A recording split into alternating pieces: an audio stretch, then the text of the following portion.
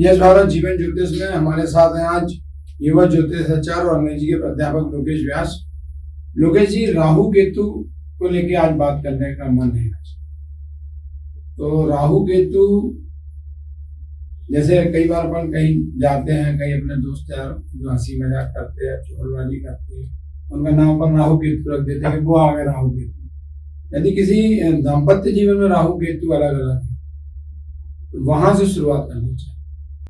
यश भारत के पाठकों को विनम्र नमस्कार। और जैसा कि आज टॉपिक हम लोगों के सामने है, किसी को देख के राहु केतु आ गए या दाम्पत्य जीवन में राहु केतु, थोड़ा सा राहु केतु क्या है समझेंगे तो विषय को समझने में बड़ी आसानी होगी। जितना मुझे मालूम तो मैं बताऊं थोड़ी सी। आप बताइए, बिल्कुल बताइए। राहु मतलब सिर के ऊपर का भाग, केतु सरविहीन भाग, ऐसा है क्या? हाँ, ज्योतिष के अनुसार हिंदू धर्म में स्वरभानु नाम का एक राक्षस था। जब समुद्र मंथन हुआ तो भगवान विष्णु मोहिनी रूप में अमृत पान करा रहे थे। तो स्वरभानु नाम के राक्षस ने अमृत पिया और सूर्य भगवान और चंद्रमा भगवान ने उनकी शिकायत की। सुदर्शन चक्र से जब तक स्वरभानु नाम के राक्षस की गर्दन कटी तब तक अमृत जा चुका था। तो जो धड़ कहलाया वो कहलाया केतु और सिर कहलाया राहु। ये है खगोल शास्त्र के मुताबिक अगर हम बात करें तो चंद्रमा की कक्षा से सूर्य की कक्षा का जो बिंदु होता है, दो बिंदु होते हैं। राहु केतु 180 डिग्री पर आमने सामने।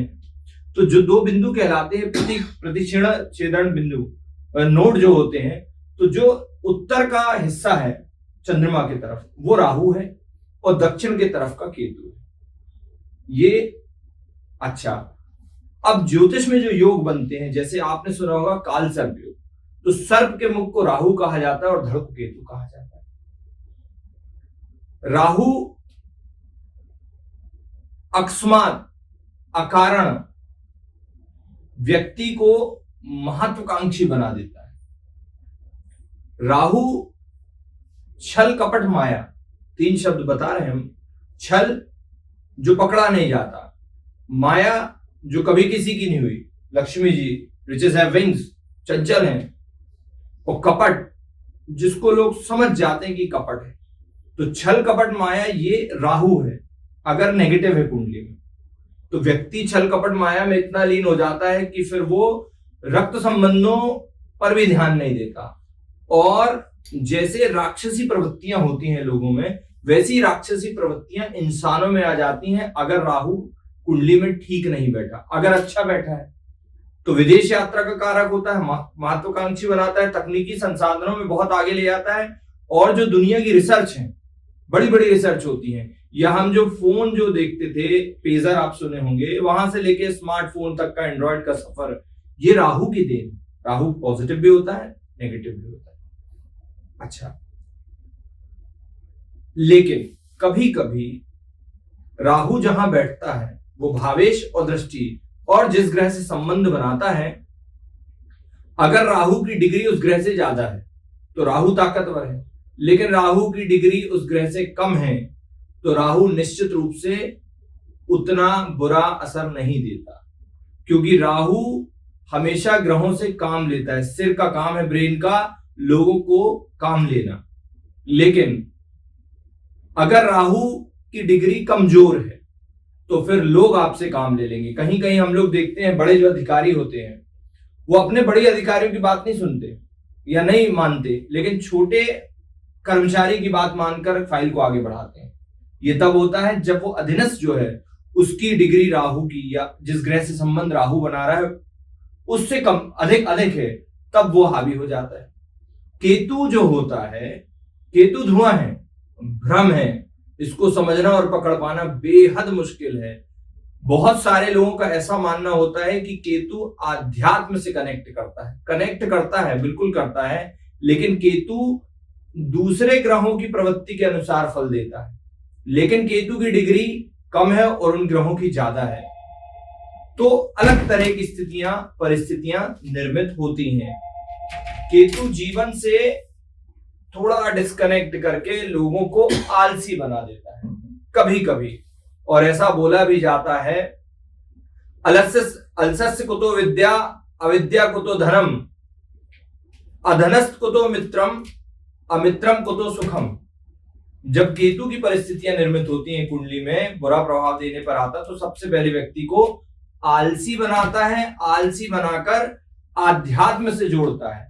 तो लोग पूजा पाठ में बहुत लीन होंगे और आलसी बनाने के बाद अविद्या मतलब उनके परफॉर्मेंस पे असर पड़ता है। जब परफॉर्मेंस पे असर पड़ता है तो धन की कमी होती है, और जिसके पास धन नहीं मतलब फिर मनुष्य संपत्ति बड़ी मुश्किल हो जाती है, मित्र कम हो जाते हैं, तो सुख में कमी लेकर आता है।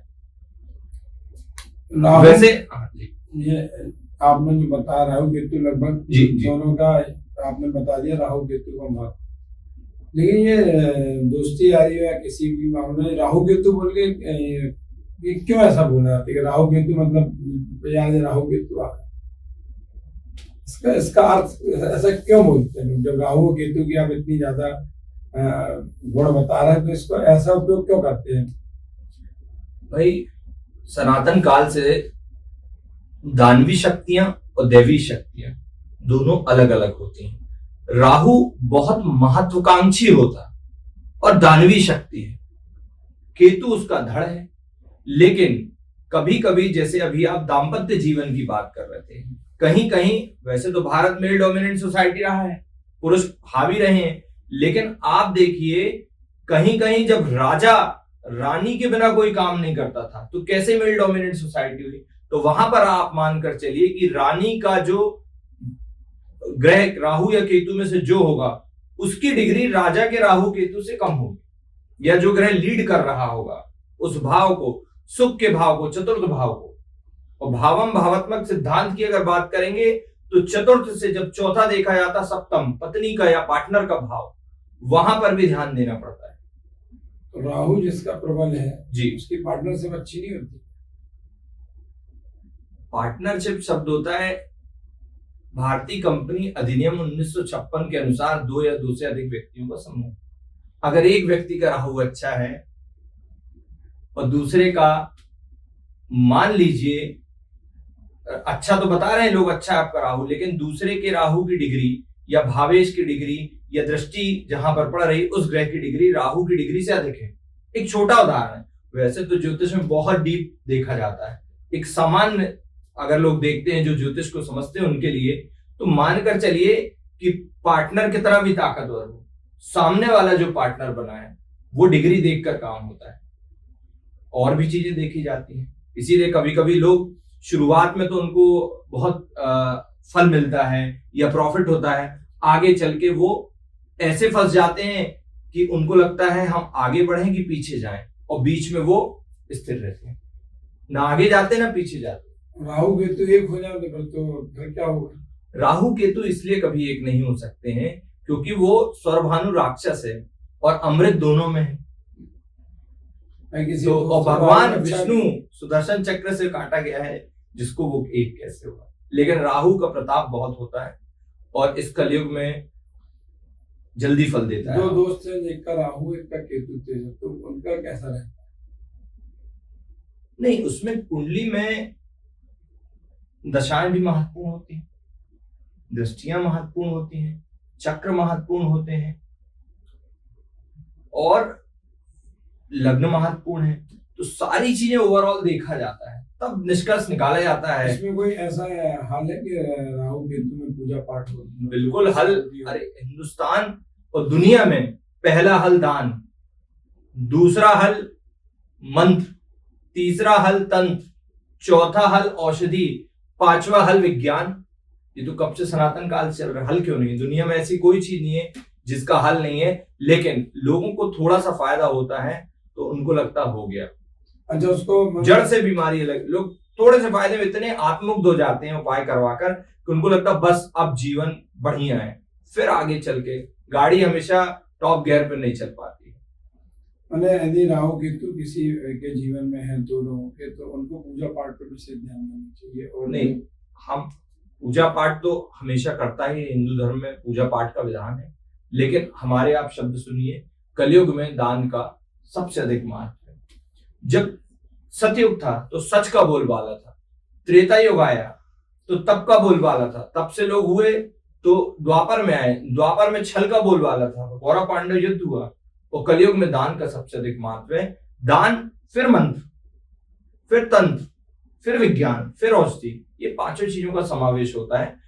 रत्न का भी कुछ हद तक असर पड़ता है, लेकिन आप समझ लें कि रत्न हम पहन लेंगे और फिर सब कुछ होगा, सुबह और शाम हमारे अकॉर्डिंग होगी, तो ऐसा भी नहीं होता, असर होता है। तो लोकेश, अब आगे अपन बात को बढ़ाएंगे आगे अगले एपिसोड में। इस एपिसोड में अंत में आपका लोगों से क्या कहना है कि राहु केतु यदि किसी के हैं और वो आपस में मित्र हैं या दोस्त हैं या दाम्पत्य जीवन में जी रहे हैं, उनको किन किन चीजों से ऐसा ध्यान रखना चाहिए जिससे उनका मित्रता भी ना टूटे, पति पत्नी में उनका दाम्पत्य जीवन ठीक रहे? मुझे लगता है आपके पास बहुत सारे लोगों के अनुभव हैं इस मामले को लेकर, जो आप बार बार दाम्पत्य जीवन पर जोर दे रहे हैं। तो दाम्पत्य जीवन, हिंदू धर्म में 7 फेरे होते हैं और वचन लिए जाते हैं।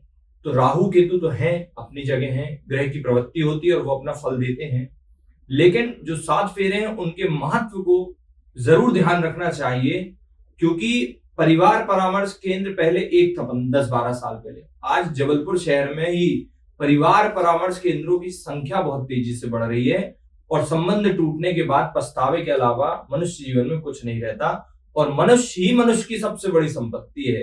राहु केतु भी ठीक होते हैं जब आप दान, मंत्र, पूजा, विज्ञान, औषधि का सहारा लेते हैं।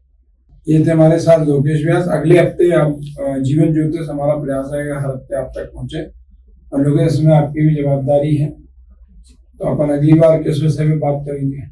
जैसे आपके पास फोन कॉल्स आती हैं, लोग जैसा चाहते हैं उस विषय पर बात की जाएगी। अपन सोच रहे हैं अगली बार जो पारिवारिक समस्याएं रहती हैं, आर्थिक तंगी है, किसी के घर में कोई घर में कोई व्यक्ति शराब पी रहा है, चाहे लड़का हो चाहे पति हो, इन सबों में ग्रहों का क्या रोल रहता है, इस पर अपन बात करेंगे। तो तब तक के लिए हम लोग आपको अगली बार फिर लोकेश व्यास जी से आपसे रूबरू कराएंगे, और हमने अपना विषय बता दिया है। तब तक के लिए नमस्कार।